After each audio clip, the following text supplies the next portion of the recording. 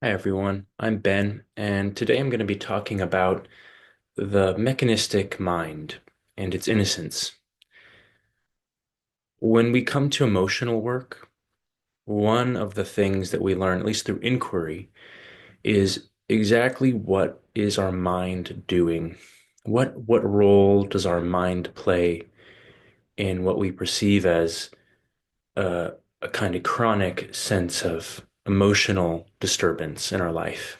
It could be one relationship after another is the same, or every time I feel this way, I run to the refrigerator, or it could be that I feel anxious everywhere I go, and I'm trying to manage that by changing myself or by hiding part of what I feel or not expressing myself fully in relationships.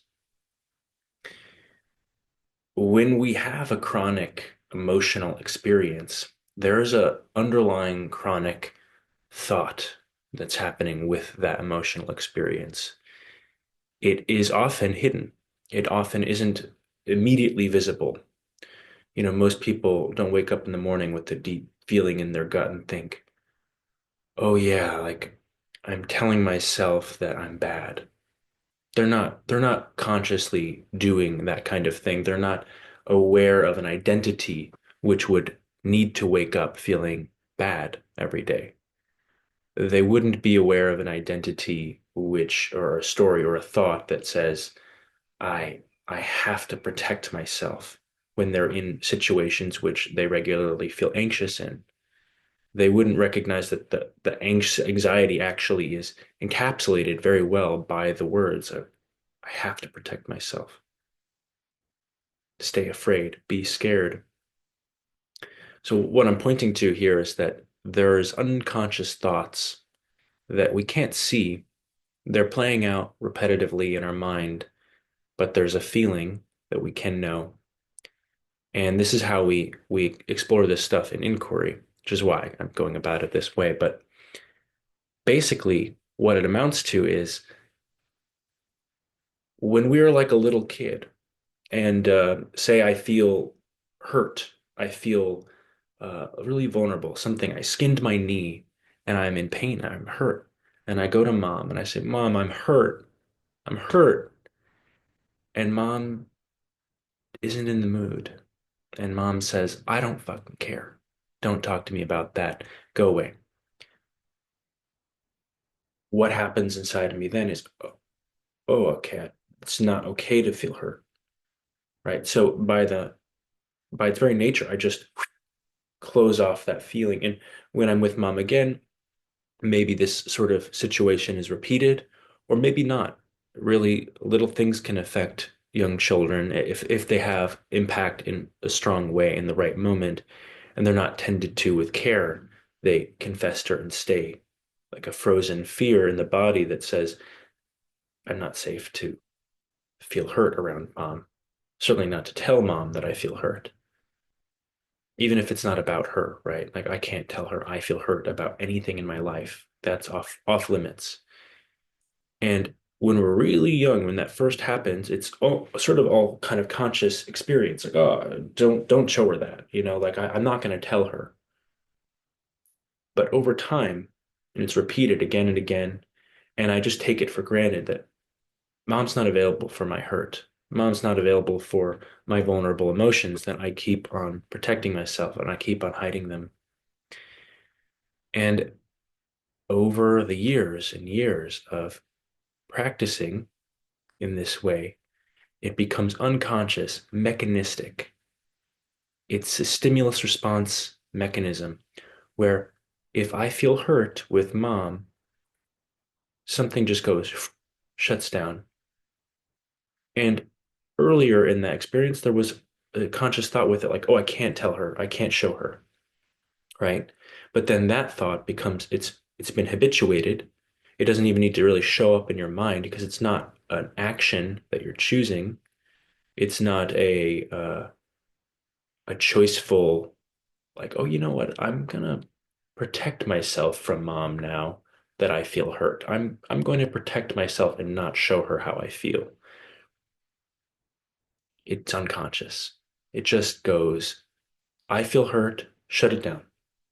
Every time this sensation arises, an accompanying thought and sensation goes, shut it down, hide it, right? This is an example of how repression becomes repression. It's not suppression anymore. When that thought is unconscious, it's repressed. You don't know you're doing it. You don't even know why you're doing it anymore, probably. So it extends on to the future. I'm with a woman. I'm feeling kind of vulnerable. I just shut it down, shut it down. If I'm, yeah, with a woman that would actually be really available and loving and gentle and generous and care for me if I felt hurt, I might actually even feel a little scared of that person because if she's inviting out my vulnerability, chances are I'm just gonna feel naturally like that part of me rising up to the surface, and it's gonna be scary for me because I know what happens when I feel this with a her, right? It's a projection, but my mind doesn't allow me to even recognize that it's a projection. I just am like, what's up with this sort of soft, lovey person? I don't know if I really like her. And it just gets projected. It becomes a shadow that actually the way that I'm talking to myself, which is shut down your hurt, don't express it, is being projected now onto actually a person who's probably more available to feel it and hear it than I am in this imaginary example, right? Every person's going to be different, but the stimulus response mechanistic quality of it, that is set in stone and it repeats itself. Now, if this was impossible to decondition, this would be the moment to go, wow, this sucks. There's nothing to do. I literally can't change the fact that every time I'm with someone, I'm going to feel this way. And the answer is, of course, no. And the first step of it is making it conscious. But I want to just point first, before we make it even conscious, before we do anything else, that these things are totally innocent. The mechanism, when it first showed up with mom, was there to protect me. It said, don't show her that. She's super unavailable. Protect yourself. Don't show her. And that protects us in the moment, maybe makes us feel safer, or maybe mom is like, okay, good boy, I love you. And she, and then you feel like, okay, I get love if I don't show my hurt, right? I mean, really innocent. We learn to believe that we're safe, we're safer, and that we get love from shutting down this emotion. It makes total sense to just keep on shutting it down. It's a good tactic for getting safety and love. Makes total sense. And of course, we know that it also shuts down our capacity for vulnerability, for intimacy, actually, for a capacity to name what's happening for you in a dynamic where you feel hurt. It it lowers our capacity to allow ourselves to even feel and process the hurt energy in our body, which if we don't, it just comes out in another way. Like I've been holding back my hurt for a really long time, and I start to act real angry, and everybody knows me, I'm a really angry guy because I repress my hurt. When this sort of thing is rooted unconsciously, you could say it's completely innocent. It's like a stimulus response mechanism. You ring a bell, the dog salivates, right? How did you get there? You trained the dog. Every time I ring this bell, this is what happens. There's food, salvation, salvate, ring the bell. It's a feedback loop, and then it just becomes mathematical almost. Oh, I'm with this person, I'm with a woman, and I feel shut down and I have to hide my feelings of hurt. It's a stimulus response mechanism. It's an innocent unfolding of conditioned, preconditioned thoughts and their somatic counterpart, the experience, the feelings. So when this is happening,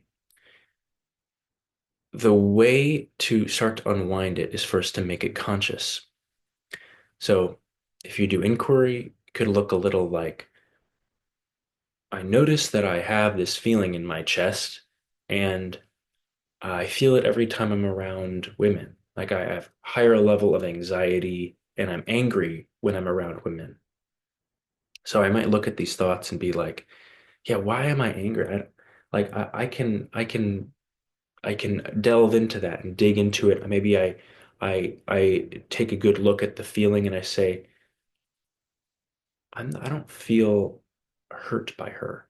Or I notice I have some feeling of hurt in my body and I just could inquire into that. I'm allowed to feel this with her. Oh, I don't think so. Yeah. Am I allowed to express that I feel hurt to her? Something in my body is telling me, don't do it. Right? Is she telling me that I can't express this part of myself directly? No. Subliminally, maybe, but I'm making it up and I can start to feel it in my body like I have to hide this feeling with her. I feel it, but I'm not allowed to have it. I might have all my opinions about hurt people are weak and I might judge all of that, but it's still at the end of the day, I've got a contraction in my body that's alive and keeps on coming up chronically. Every relationship that's like this one. And so through inquiry, I might get to these clear thoughts. Oh, yeah, I can express my hurt with mom. I might imagine my mom and say, I can express my hurt with her. And my body would again disagree and go, no, you can't express your hurt with her. It's dangerous. Well, what's going to happen? So she's going to shut me down. How am I going to feel when she shuts me down? Crushed. I'm not afraid to feel crushed. No, I don't. I really don't want to feel crushed. I hate feeling this way. What do I have to do rather than feel crushed? Was it, well, I have to hide my hurt. So I just ran through a bunch of inquiries, but in an inquiry process, the way this looks is that you somatically are feeling your body, you're noticing the sensations in your body, and you're receiving these questions, you're asking these questions of yourself, and these inquiries get to what's really going on for me? What do I really feel about this? It's like I'm really scared. I have to shut it down. I start to see the line of thought. And what's amazing is you make this line of thought really conscious, and an inquiry, especially if it's being done properly and skillfully, it starts to dissolve that mechanism because it's got this bright light shining on it. The way that mechanism has survived and worked has been in the dark. It survives by remaining unconscious and hidden. So, okay, I make it conscious. It doesn't really function anymore. You start to see yourself in the moment. You've done some inquiry and you've processed and you felt like some energy moved. You felt like you kind of regulated your energy a little bit around this fear of being around a woman like that. They're either going to shut down, they're going to make shut me down, whatever projection you might have onto them. You feeling that feeling and you realize it's like, oh, actually, I'm just afraid because I've been shut down in so many ways when I felt this way. And you recognize the mechanistic quality of it and you see it. It dissolves in inquiry. You have an emotional release and you see the mechanism. It's really not just uh, that you release the emotion. You also saw the mechanism with clear mind. You saw the workings of how this whole thing plays out internally and has done so unconsciously, and you've even made it more conscious. What's going to happen is you're going to go into that same room, going to be with the woman that you've been afraid you can't express your hurt to, and you're hurt about something in the relationship, you want to talk to her about it, and you feel all these mechanisms. It's all way more conscious. It's not unconscious anymore. You're not just anxious and kind of projecting onto her. No, you feel I'm afraid to just express this part of myself because every time I do it, I'm shut down. And if you've come to that point and you've learned how to see this mechanism, you might even just share something like that. You might be like, hey, I've had this projection on you. I'm afraid to tell you how I feel because I'm afraid of being hurt by you. And I know you're not trying to do that, but this is this is just this unconscious pattern that I've had for a really long time. You might say that, or you might act out the exact same thing and just kind of project it onto her and be afraid of her and blame her. And you might actually act out the very same pattern, but this time you're conscious of it. And I can tell you, if you remain in a process where you're making it conscious and you're starting to actually involve yourself in choice. Before there's no choice, there's only unconscious patterning. But when you re-own the experience and you recognize the mechanism of it, it's hard to unsee. And over time, these these forms of repressing ourselves, these mechanistic uh, avoidance mechanisms of ways of getting away from feeling something, they don't have any more power. They dissolve. They run out of juice.